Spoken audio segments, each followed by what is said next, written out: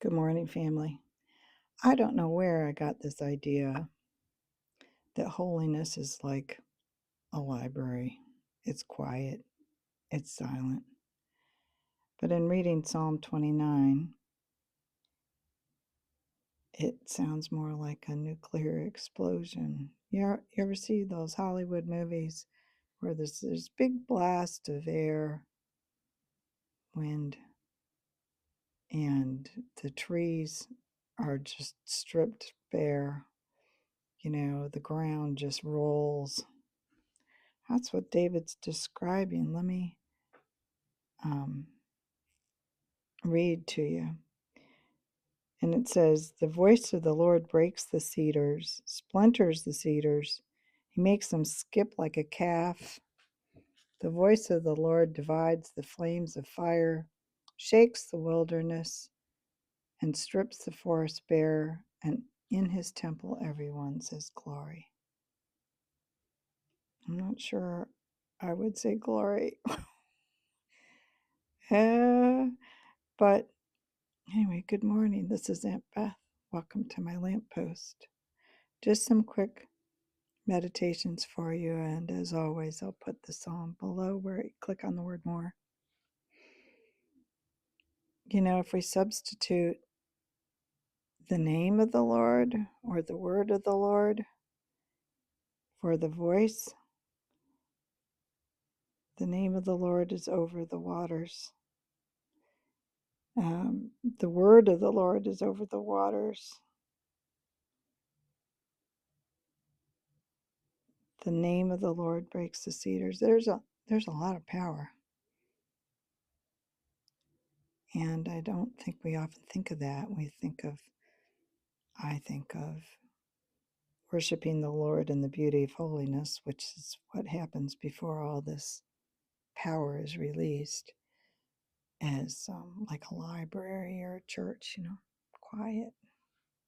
Somehow I associated beauty and quiet with each other. I guess quiet isn't the same as peace.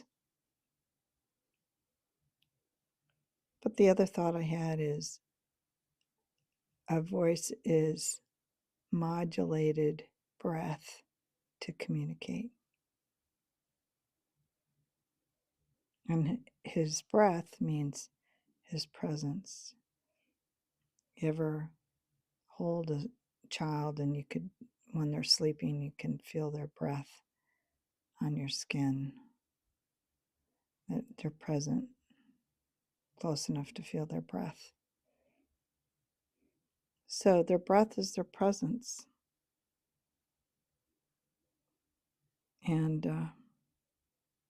their breath is powerful, but it's the voice it's communicating. It's modulated to communicate. It's more than breath. And, sometimes you don't have to know what somebody is saying just by their tone. If they're angry, if they're happy, if they're upset.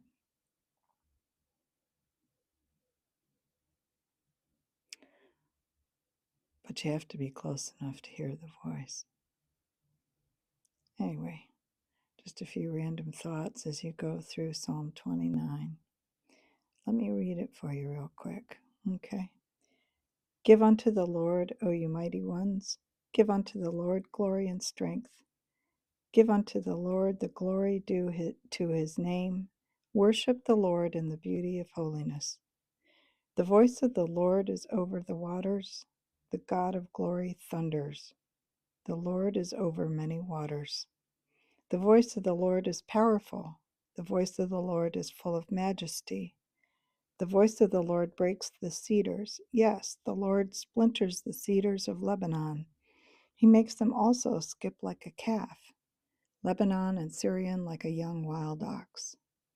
The voice of the Lord divides the flames of fire. The voice of the Lord shakes the wilderness. The Lord shakes the wilderness of Kadesh. The voice of the Lord makes the deer give birth and strips the forest bare, and in his temple everyone says, glory. The Lord sat enthroned at the flood, and the Lord sits as king forever. The Lord will give strength to his people. The Lord will bless his people with peace. So in the midst of that blast of power, it finishes with, the Lord will give strength to his people. The Lord will bless his people with peace. Have a fabulous day. All God's best.